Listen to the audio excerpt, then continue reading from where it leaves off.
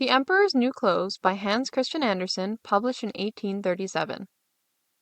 Many years ago, there was an emperor so exceedingly fond of new clothes that he spent all his money on being well dressed. He cared nothing about reviewing his soldiers, going to the theater, or going for a ride in his carriage, except to show off his new clothes.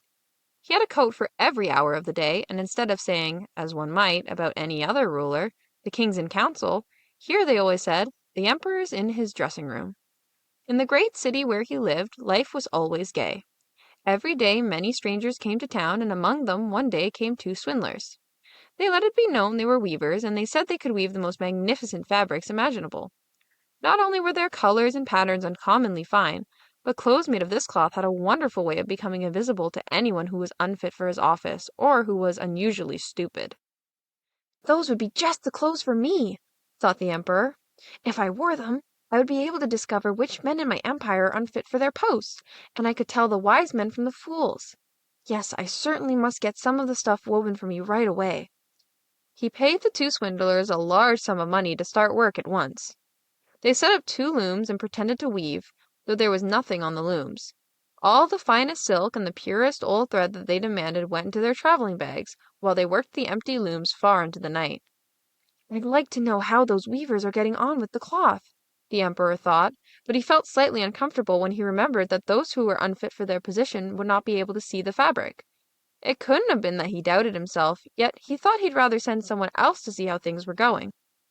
The whole town knew about the cloth's peculiar power, and all were impatient to find out how stupid their neighbors were. "I'll send my honest old minister to the weavers," the emperor decided. "He'll be the best one to tell me how the material looks, for he's a sensible man, and no one does his duty better."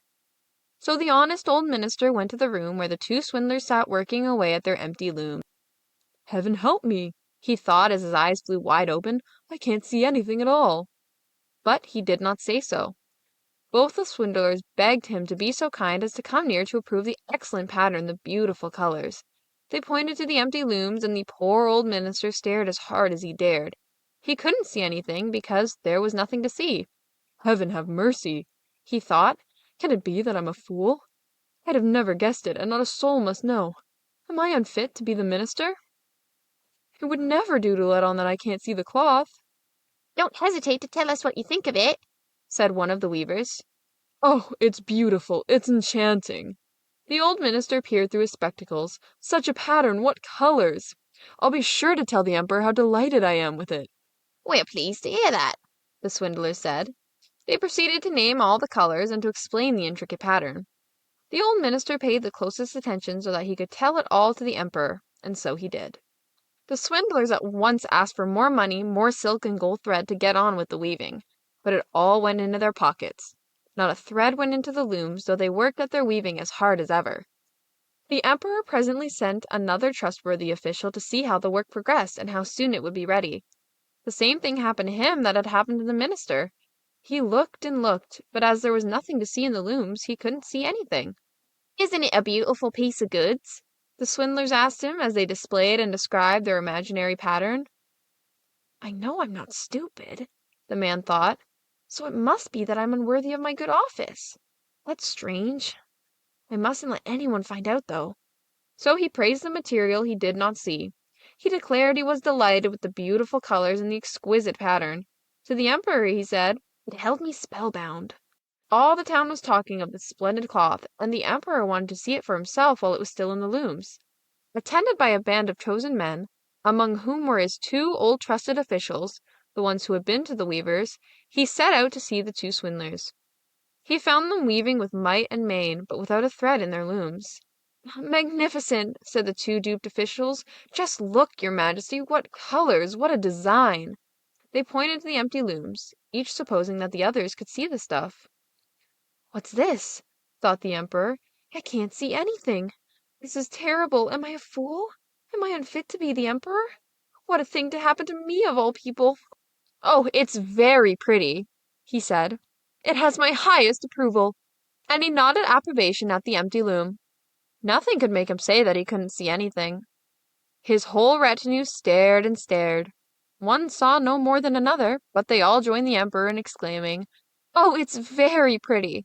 And they advised him to wear clothes made of this wonderful cloth, especially for the great procession he was soon to lead. Magnificent, excellent, unsurpassed, were bandied from mouth to mouth, and everyone did his best to seem well pleased. The emperor gave each of the swindlers a cross to wear in his buttonhole and the title of Sir Weaver. Before the procession, the swindlers sat up all night and burned more than 6 candles to show how busy they were finishing the emperor's new clothes.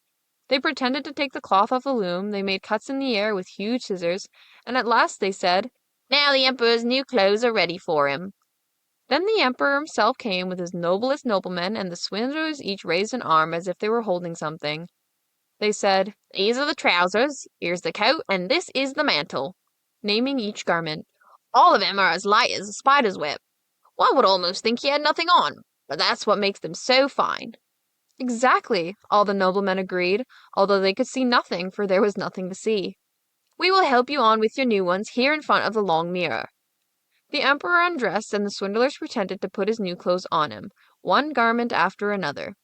They took him around the waist, and seemed to be fastening something. That was his train. As the emperor turned round and round before the looking-glass, How well your majesty's new clothes look! Aren't they becoming? he heard on all sides. The pattern so perfect, those colors so suitable. It is a magnificent outfit. Then the minister of public processions announced, Your Majesty's canopy is waiting outside. Well, I'm supposed to be ready, the emperor said, and turned again for one last look in the mirror. It is a remarkable fit, isn't it? He seemed to regard his costume with the greatest interest. The noblemen who were to carry his train stooped low and reached for the floor as if they were picking up his mantle. Then they pretended to lift and hold it high. They didn't dare admit they had nothing to hold. So off went the emperor in procession under his splendid canopy. Everyone in the streets and the windows said, Oh, how fine are the emperor's new clothes! Don't they fit him to perfection? And see his long train! Nobody would confess that he couldn't see anything, for that would prove him either unfit for his position or a fool. No costume the emperor had worn before was ever such a complete success. But he hasn't got anything on, a little child said. Did you ever hear such innocent prattle? Said its father, and one person whispered to another what the child had said. He hasn't anything on. A child says he hasn't anything on. But he hasn't got anything on, the whole town cried out at last. The emperor shivered, for he suspected they were right, but he thought, This procession has got to go on. So he walked more proudly than ever, as his noblemen held high the train that wasn't there at all.